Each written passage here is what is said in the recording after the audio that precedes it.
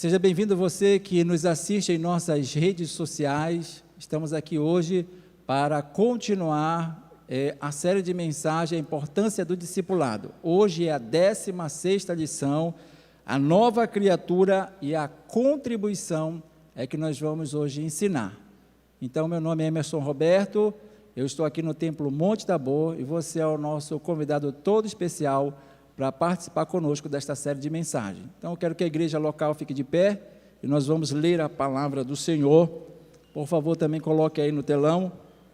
Segunda carta de Paulo aos Coríntios, capítulo de número 8, do versículo 1 até o versículo 5.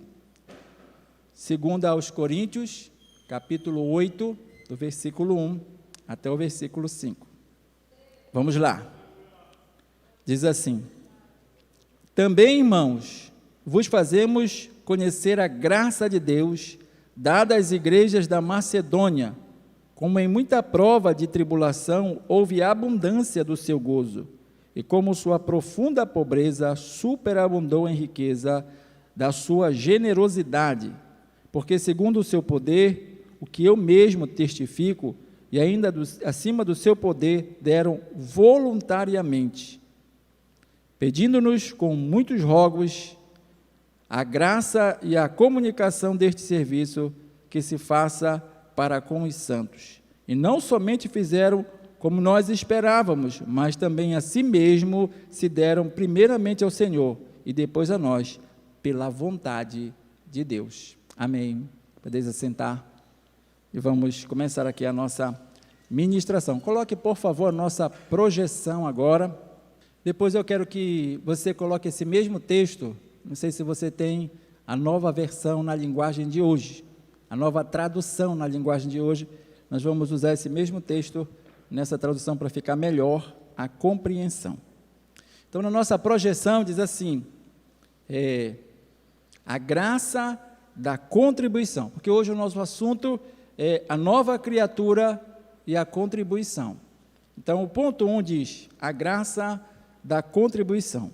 No texto de 2 Coríntios, capítulo 8, do versículo 1 ao 5, que nós lemos agora, Paulo usa 6 vezes a palavra graça em relação ao ato de contribuir. Então, se você acompanhou, ele vai explicar que aquelas pessoas que estavam na Macedônia, pela graça de Deus, apesar da pobreza que eles tinham, eles se colocaram à disposição para contribuir, e eles superaram aquilo que Paulo pensava em relação à situação, e foi muito maior o que eles fizeram, superou a expectativa do apóstolo Paulo, porque primeiramente eles se entregaram ao Senhor, e depois, pela vontade de Deus, fizeram isso.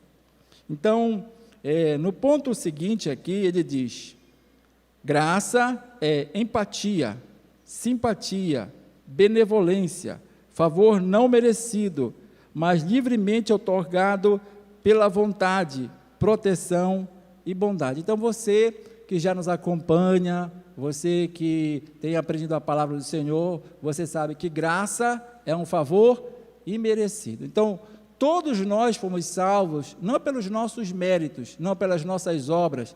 A Bíblia diz lá em Efésios, capítulo 2, versículo de número 8, pela graça sois salvos, mediante a fé. Isso não vem de vós, é dom de Deus. Então, na Bíblia, no reino, nada é por mérito, tudo é pela graça de Deus. E nós vamos aprender que a nova criatura, que agora está em Cristo, também vai começar a contribuir, e essa contribuição não é uma obrigação, você não tem que dar, porque é uma norma da igreja, você vai aprender sobre a graça de Deus, que assim como alcançou você, e através dessa graça, você também quer fazer alguma coisa pelo reino dele.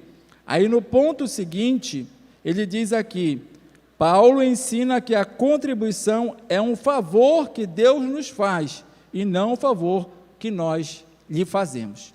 Porque algumas pessoas acham que quando contribuem, elas estão dando alguma coisa, e elas têm assim um sentimento de superioridade. Só que só você faz isso quando você dá esmola. Você vai numa rua, aí você encontra um mendigo que está ali assentado, talvez pedindo alguma coisa para você, aí você dá um recurso financeiro para ele, mas você se sente superior a ele. Só que com Deus não é assim, na obra do Senhor não funciona assim. O maior é Deus, e você vem para Ele não para dar uma esmola para Ele, você vem para Ele para oferecer uma oferta a Ele, pelo que Ele já fez pela sua vida, que você não merecia. Então, reconhecendo essa bondade de Deus, é que você contribui, oferta e dizima. Quem entendeu, diga amém. Então, tudo é pela graça de Deus na nossa vida. E aí nós percebemos isso, que nós fazemos isso, não porque nós estamos dando, porque alguém está nos pedindo, nós estamos oferecendo uma oferta. Por exemplo, para um mendigo eu posso dar R$2 e parece que eu dei muita coisa. Agora, para Deus, o negócio é um pouco diferente. Imagine se eu fosse o presidente da República e estivesse sentado na cadeira da presidência, e você quisesse fazer uma oferta, doar alguma coisa como gratidão, pelo que o presidente tem feito pela sua vida, pela sua nação, pela sua família, e aí você chega lá com uma oferta. É claro que você não vai chegar lá com uma oferta de R$2, até para você entrar vai ser difícil, a pessoa vai perguntar, porque é cheio de assessoria, e vai dizer: o que você quer? Com quem você quer falar? Eu quero falar com o presidente, eu quero levar uma oferta para ele. Por mais que você diga isso, vai ser difícil você ter acesso à pessoa do presidente, sim ou não? Pois é, só que Deus é maior do que o presidente da República, e você pode trazer a sua oferta, e você tem acesso direto à sala do trono, e Ele recebe a sua oferta, porque Ele entende que você está agradecido por tudo que Ele fez na sua vida, que você não merecia. Então isso, irmão, não tem nada a ver com a gente, é com Deus. Coloque aí o texto, por favor, de Colossenses, capítulo de número 3, versículo de número 23. A gente vai entender que tudo é pela vontade de Deus. Eu quero ler com você, Colossenses, capítulo 3, versículo 23. Diz assim: o que vocês fizeram, façam de todo o coração, como se estivessem servindo ao Senhor, e não às pessoas. Quando você traz sua oferta, quando você traz sua contribuição, quando você traz o seu dízimo, você não está fazendo isso a homens, não é para o pastor, não é para o pastor presidente, você está fazendo isso como você estivesse fazendo para o próprio Deus, que vai receber a sua oferta e vai te abençoar. Aí a Bíblia diz, olha, que o teu Pai, que te vê em secreto, te recompensará. Quantos aqui têm sido abençoados pelo Senhor? Levante a sua mão. É por isso que nós ofertamos, irmão. Não tem ninguém nos obrigando. Se eu não quiser dar a oferta, a salva, pode passar, eu não sou obrigado a dar, mas eu me sinto constrangido, irmão, diante desse Deus que fez tanta coisa pela minha vida que eu não merecia, que eu não consigo deixar de ofertar a Ele, pela graça dEle na minha vida. Então, Deus nos impulsiona a isso. A gente não consegue, irmão, porque se você está vivo, é porque Deus tem concedido essa graça na sua vida. Se você está empregado e tem o seu salário, é porque Deus tem abençoado você. É só você ver as estatísticas, quantas pessoas estão desempregadas. Se você ler a notícia, só no começo de janeiro, quase 110 mil pessoas já perderam o seu emprego. E agora, a rede de maior divulgação e busca, que é o Google, já anunciou que vai demitir 12 mil pessoas. Imagine, irmãos. Você está empregado. Quando estou empregado, pode dar glória a Deus? Isso é Deus na sua vida. Você merece isso? Você acha que você é mais merecedor do que essas pessoas que estão desempregadas? Não.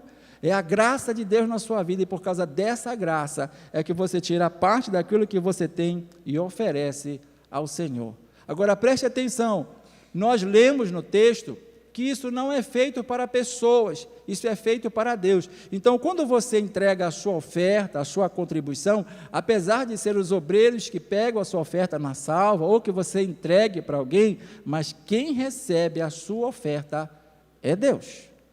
Existe um texto na Bíblia que diz assim, olha, quando tu fores deixar a tua oferta no altar, e aí tu te lembrares que o teu irmão tem alguma coisa contra você, deixa a tua oferta no altar, vai e te reconcilia com teu irmão, depois vem e apresenta a tua oferta, porque quem recebe ela não é o homem, é Deus, irmão, que tem te abençoado. Vamos ver esse texto, vamos ler em Atos, capítulo de número 5, do versículo 1 até o versículo 5, para você conhecer essa história, que o homem faz a oferta, mas quem recebe é Deus, não é o homem.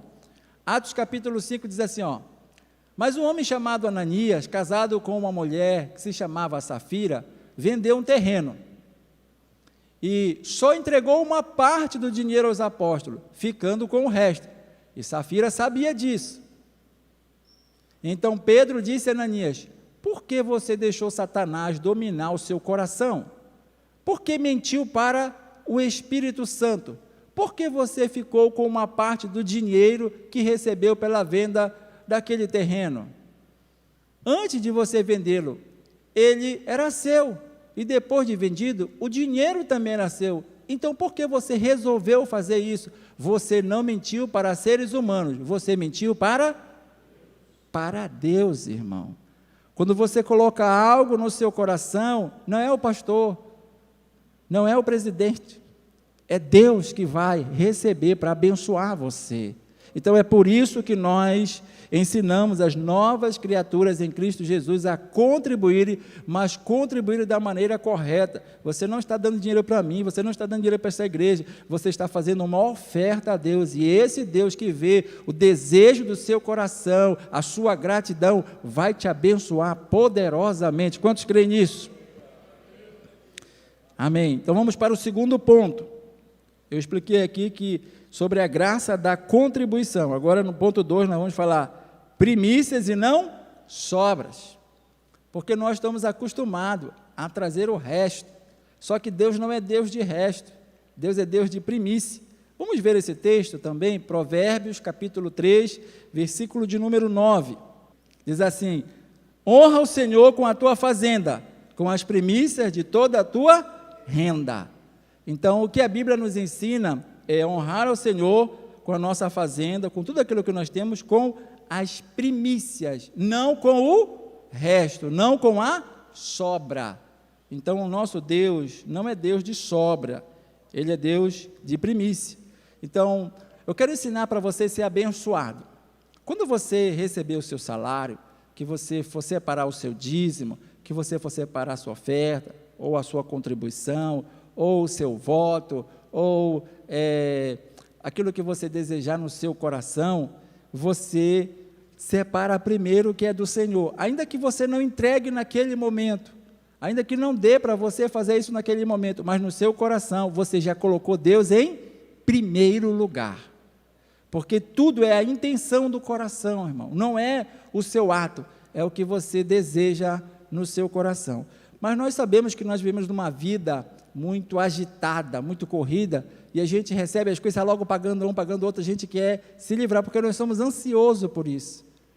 Mas a minha sogra, quando viva estava, ela recebia o dinheiro dela, ela ia para casa, ela não pagava nenhuma conta, enquanto ela não separava primeiro o que era do Senhor. Eu achava lindo essa atitude dela, e Deus sempre a abençoou por isso. Não é pela quantidade que você vai dar, pelo valor que você vai dar, mas pela honra que você tem ao Senhor, de colocá-lo em primeiro lugar na sua vida. Aí quando nós lemos aqui, na nossa projeção, no ponto 2, primícias e não sobra, no obstante, a Bíblia ensina que devemos colocar em primeiro lugar Deus.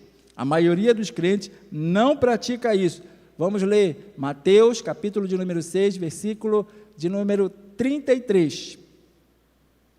E aí nós vamos ver o que a Bíblia diz agora. Mas buscai primeiro o reino de Deus e a sua justiça, e todas essas coisas vos serão acrescentadas. Que todas essas coisas que vão ser acrescentadas?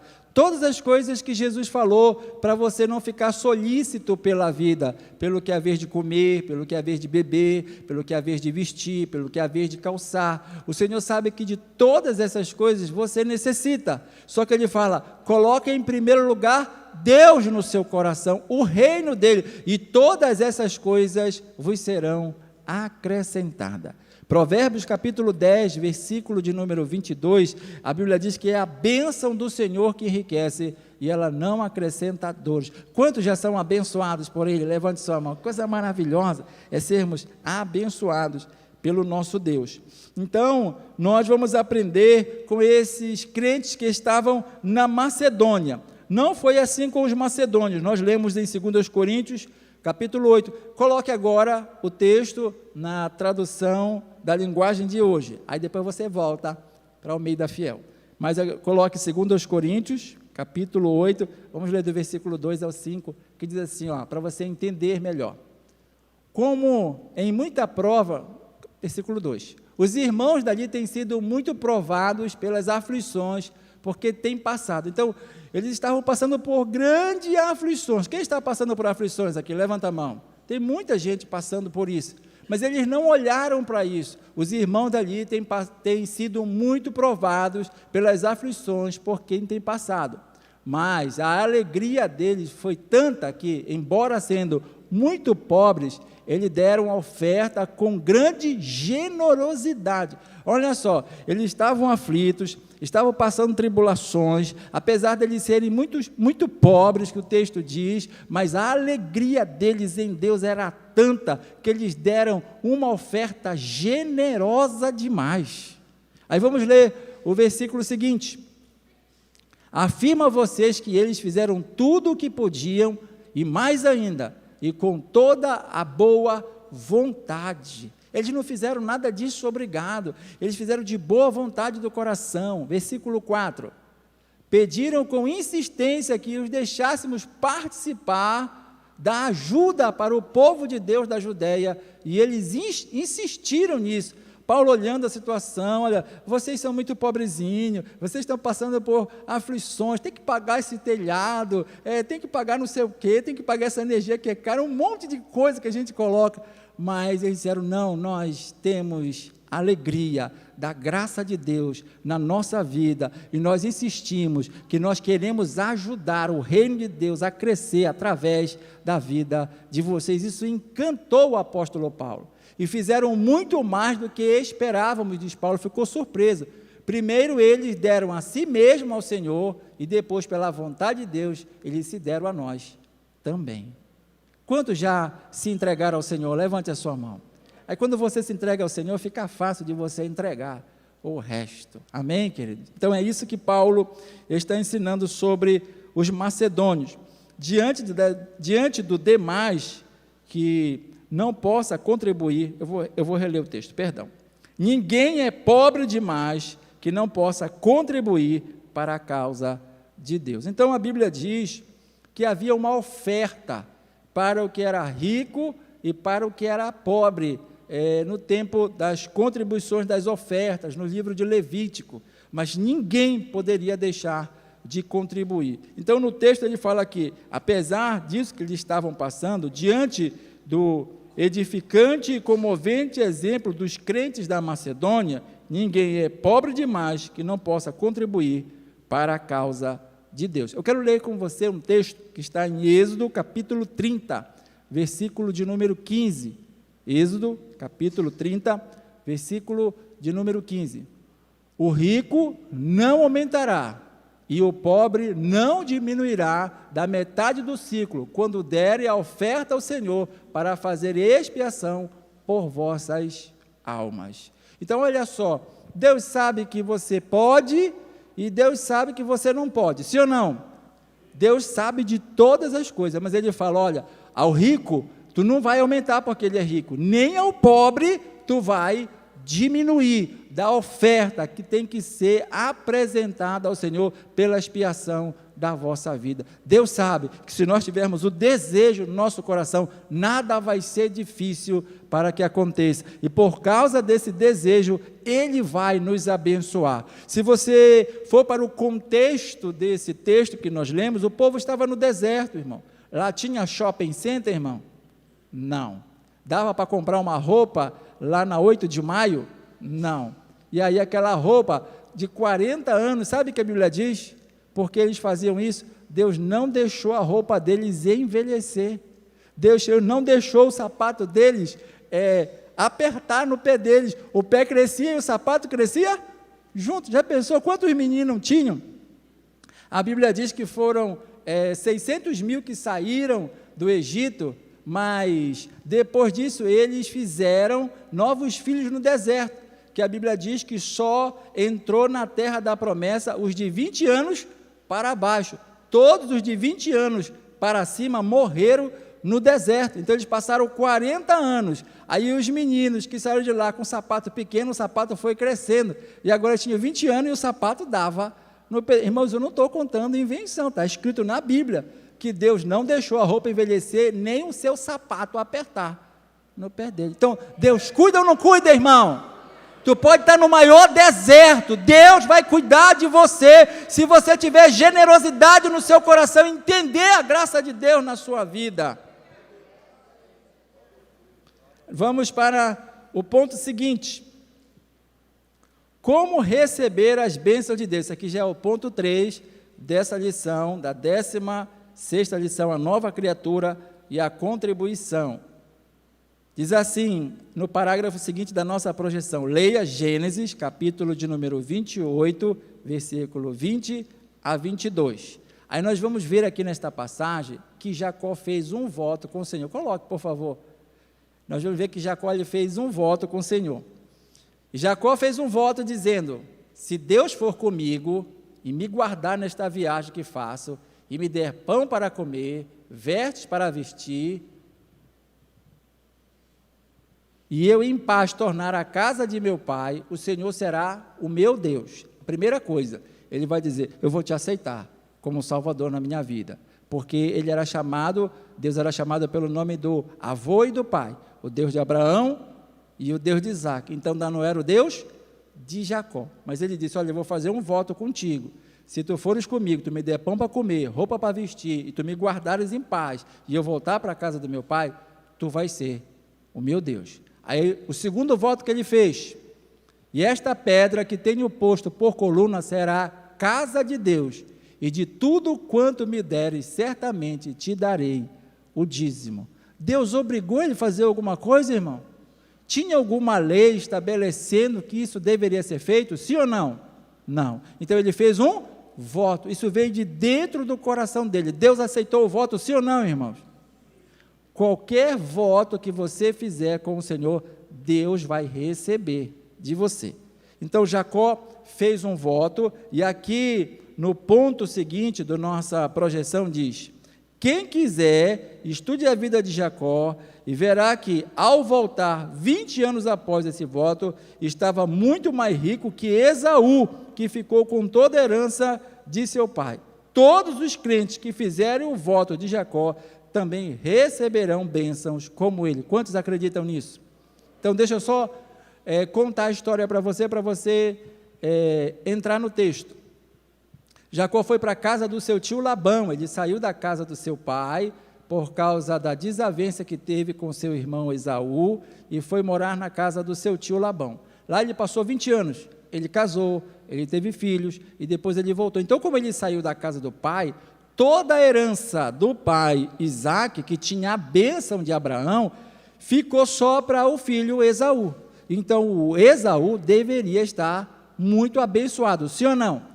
Mas quando Jacó volta, 20 anos depois, os bens dele é muito maior do que o seu irmão, que ficou com toda a herança do seu pai. Sabe por quê? Deus cuida daquele que vota com ele. Se você fizer um voto ao Senhor, Deus vai te abençoar, porque ele é poderoso para isso. Só que ele cobra o voto que você fez. Vamos ler isso? Abra a sua Bíblia em Eclesiastes, capítulo 5, versículo 4, até o versículo 6, porque você pode querer fazer um voto com o Senhor. Tem gente que está desempregado, pelo desespero de estar desempregado, aí faz um voto com Deus. Senhor, se tu abrir a porta para o teu servo, o primeiro salário que eu ganhar, eu vou doar na tua casa como gratidão. Só que o irmão já está apertado, já fez o voto porque está passando uma situação difícil. Aí quando ele recebe o dinheiro, aí ele não quer entregar. Você pode fazer isso, irmão? Se Deus abrir a porta, ele foi fiel, sim ou não? Agora, ele está esperando que você faça a sua parte. Então diz assim: quando a Deus fizeres algum voto, não tardes em cumpri-lo, porque não se agrada de tolos. O que votares, paga-o. Versículo 5: melhor é que não votes, do que votes e não. Versículo 6: não consista que a tua boca faça pecar a tua carne. Preste atenção, irmão. Não deixe isso acontecer, de você abrir a sua boca e no final você perecer por causa disso, porque com Deus não se brinca. O nosso Deus é um Deus sério, Ele não é Deus de confusão. Então você não pode fazer confusão na sua vida e prometer aquilo que você não pode cumprir. Aconteça o que acontecer, porque eu quero ensinar para você que está chegando na vida cristã agora, você que é novo convertido, quando você lê essas passagens, você fala: eu também vou fazer o voto de Jacó. Só que o inimigo das nossas almas não quer que Deus nos abençoe, então ele vai criar circunstâncias, necessidades, situações para você não fazer aquilo que você prometeu em fazer. Então, se você fizer um voto e Deus cumprir a parte dele, que ele vai fazer isso, em nome de Jesus, irmão, cumpra a sua, aconteça o que acontecer. Pastor, mas eu tenho filho, eu tenho esposa, aí eu recebi aquele dinheiro, aí eu disse: não, Senhor, quando eu receber o segundo agora, eu te dou. Aí, irmão, vai chegar no 20º, 30º, e cada vez o negócio vai se enrolar mais. Agora, preste atenção que eu quero lhe explicar aqui. Se Deus abriu a porta, Ele é poderoso, sim ou não? Se você der todo o dinheiro que você ganhou, Ele é poderoso para cuidar de você, sim ou não? Mas a gente não consegue confiar em Deus, irmão. Essa é a nossa falha, é o nosso erro como ser humano, mas eu não quero que você que está sendo discipulado faça essas coisas, por isso eu estou ensinando. Nós estamos ensinando na lição para você fazer o voto de Jacó, que assim como Deus abençoa Jacó, Ele vai te abençoar, só que não faça voto de tolo, o que você votar, paga. Pastor, e Jacó pagou o voto dele? Eu expliquei aqui em um ensinamento que Jacó, quando ele veio para se encontrar com seu irmão, ele, com medo do seu irmão, separou 4 remessas de presente, só coisa da melhor qualidade. E quando chegou com seu irmão, o presente foi na frente dele, e ele colocou ele e a mulher dele que ele amava, Raquel, e o seu filho atrás. E aí o irmão dele falou: o que é aquilo que eu vi diante de mim? Isso é um presente do teu servo para você. Ele disse: eu já tenho em abundância, fica com o que tem. Ele disse: não, recebe, porque ao ver a tua face, eu olhei para você como se eu tivesse visto a face de Deus. Então Deus fez ele ver no irmão dele a face dele, e ali ele pagou o seu voto. Ele não quis ficar, por mais que o irmão dele dissesse: olha, eu já tenho em abundância, pode ficar com o que é teu, eu não quero. Ele disse: não, eu quero que você receba, porque eu fiz um voto com o Senhor e eu quero pagá-lo. Então, vote e pague no nome de Jesus. Vamos voltar para a nossa projeção. 4º ponto, o privilégio da generosidade. Diz assim: longe de ser visto sobre o prisma de obrigatoriedade, a participação financeira é considerada como um elevado privilégio da nova vida em Cristo. Isso aqui, irmão, não é obrigado, isso aqui é um privilégio que você tem de participar. Ao invés da contribuição financeira, o crente reconhece que Jesus é o Senhor da sua vida e demonstra, ao mesmo tempo, o grau de sua identificação com Cristo. Aí eu falei para vocês aqui sobre Ananias e Safira, que tentaram enganar, achando que tinham que enganar quem? A Pedro. Só que quem veio receber a oferta? O Espírito Santo. E aí já revelou para Pedro todo o plano de Ananias e Safira. Ele fala: por que você colocou isso no seu coração? Você não mentiu para os homens, você mentiu para Deus. Mas olha só o contrário disso. Vamos ler aqui Atos, capítulo de número 4, versículo 36 ao 37. Tinha um homem que era cheio do Espírito Santo e estava vendo que a igreja estava crescendo e precisava de recursos financeiros. O apóstolo Pedro e todas as pessoas que estavam com ele, os apóstolos, ninguém pediu nada para ninguém, eles estavam orando e quando a gente ora, Deus entra na nossa causa, sim ou não? Aí o que aconteceu? Então José, que tinha por cognominado pelos apóstolos Barnabé, ou seja, ele era chamado de Barnabé, porque Barnabé não é o nome, essa palavra é uma junção do hebraico, bar é filho, e o outro nome deixa eu só me lembrar aqui como é o nome, porque é profeta na verdade, Navib, esse nome, Barnabé, filho de profeta, ou filho da consolação. Então, eles eram chamados pelos apóstolos, apesar do nome ser José, ele era chamado de Barnabé, porque o seu nome significava filho da consolação, ou do consolador, que é o Espírito Santo. Aí, que traduzido é filho da consolação. Levita é natural de Chipre. Chipre era uma ilha, e esse homem nasceu lá. Olha o que ele fez. Possuindo uma herdade, vendeu-a, e trouxe o preço e depositou aos pés dos apóstolos. Quem pediu para ele fazer isso? Quem pediu para ele fazer isso? Ninguém. Alguém obrigou ele a fazer isso? Não, ele sentiu no seu coração o privilégio da generosidade, de poder contribuir para o reino crescer, para o reino expandir. E aquele homem se comoveu com o trabalho dos apóstolos, que estavam ganhando as almas, e aquelas pessoas precisavam ser discipuladas, ficar mais tempo na cidade de Jerusalém, porque eles moravam em todas as outras regiões, e para passar tempo ali, irmão, você tem que ter estadia, tem que comer, tem que beber, isso começa a gastar recursos financeiros. Ele disse, eu já sei o que eu vou fazer para ajudar, eu vou vender uma propriedade que eu tenho, e eu vou colocar o dinheiro tudinho à disposição da igreja. Você já teve coragem de fazer isso alguma vez? Você já foi tocado pelo Espírito Santo alguma vez? Você já reconheceu o privilégio que você pode ter de contribuir de forma generosa para o reino? Esse homem, ele foi fundamental na obra do Senhor. Ele não só contribuiu, como o Espírito Santo usou ele de maneira poderosa. Ele foi atrás de Paulo, e ele e Paulo foram os primeiros missionários que foram enviados pela igreja. Paulo e Barnabé saíram para ganhar almas, e Deus os abençoava por onde eles passavam. Quem quer ser abençoado pelo Senhor? Então, quem quer que Deus faça alguma coisa grande por você? Quem quer? Levanta a mão. Então, se você quer que Deus faça alguma coisa grande por você, você também tem que começar a colocar no seu coração em fazer alguma coisa grande para Deus. Então, preste atenção, vamos voltar aqui para a nossa projeção.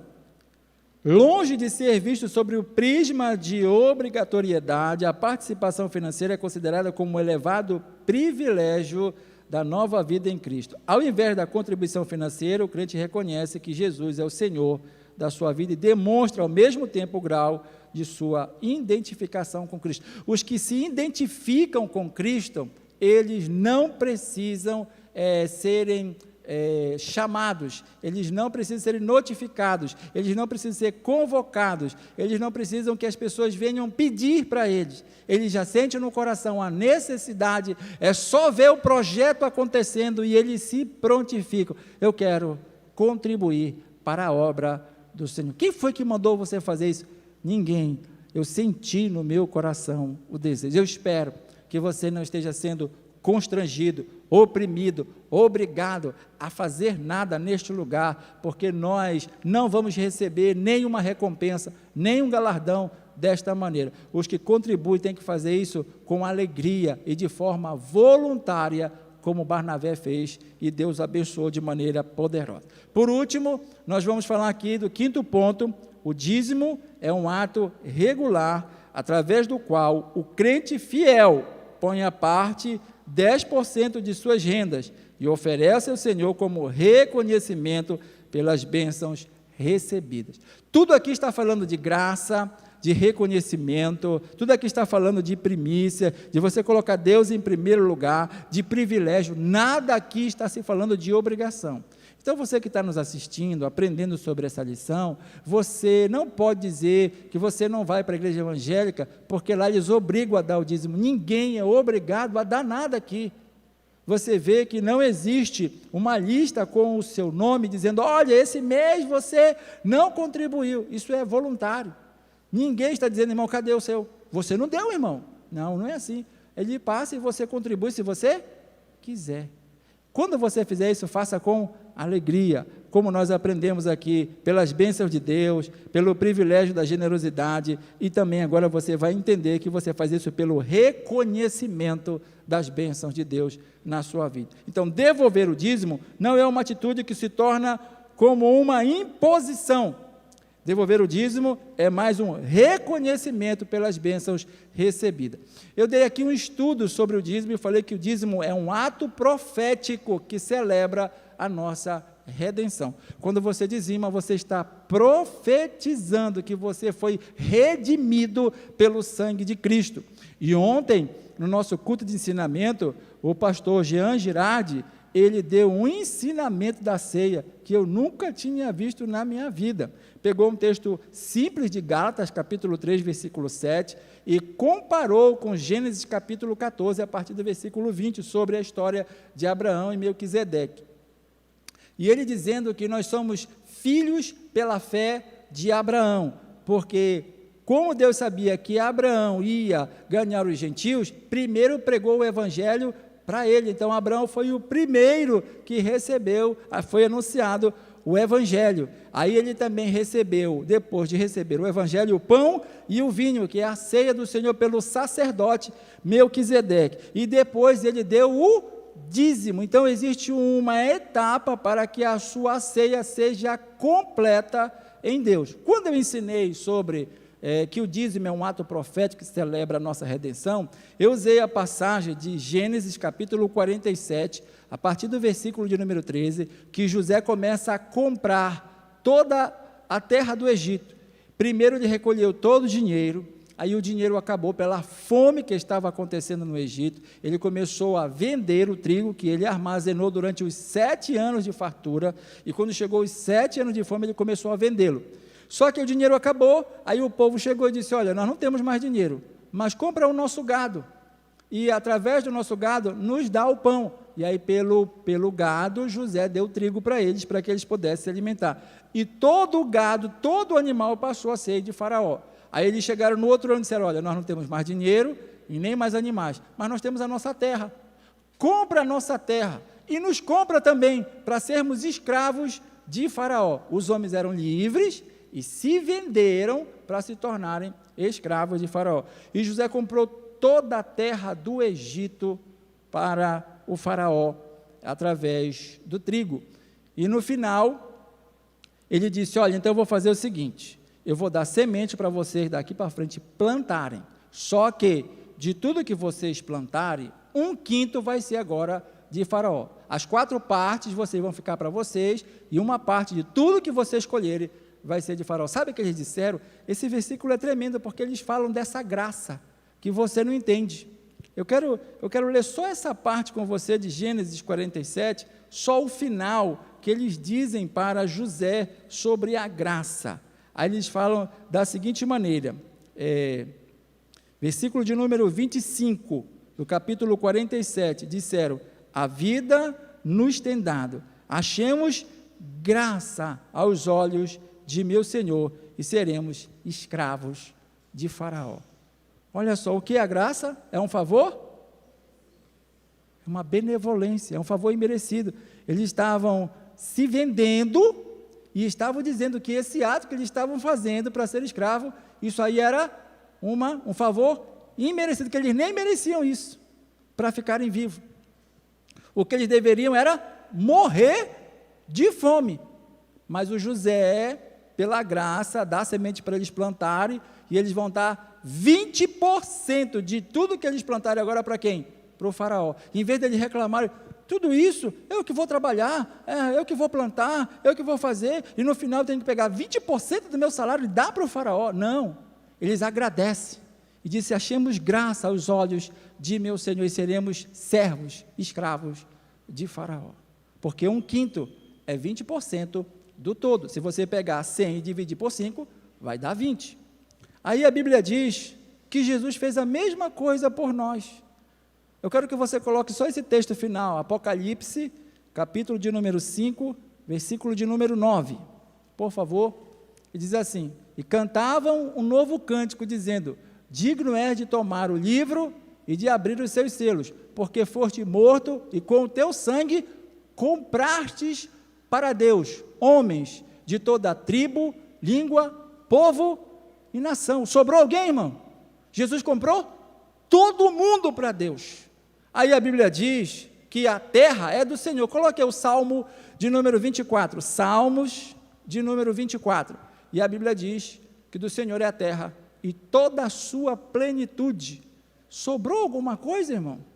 Ora, todos os homens foram comprados, de todas as tribos, língua, povos e nações. Agora o Salmo 24 diz assim, ó: do Senhor é a terra e a sua plenitude, e o mundo e aqueles que nele habitam. Tudo é de quem agora? Você tem direito a alguma coisa? Mas o Senhor fala assim: olha, eu vou fazer vocês não escravos, porque o versículo seguinte lá, coloque por favor, de Apocalipse capítulo 5, versículo 10 agora, ele vai dizer: ele nos comprou, não como José comprou o povo no Egito, para torná-los escravos de Faraó. Ele comprou, e para o nosso Deus os fizeste o quê? Reis e sacerdotes, e eles reinarão sobre a terra. Olha só esse negócio que Jesus fez contigo.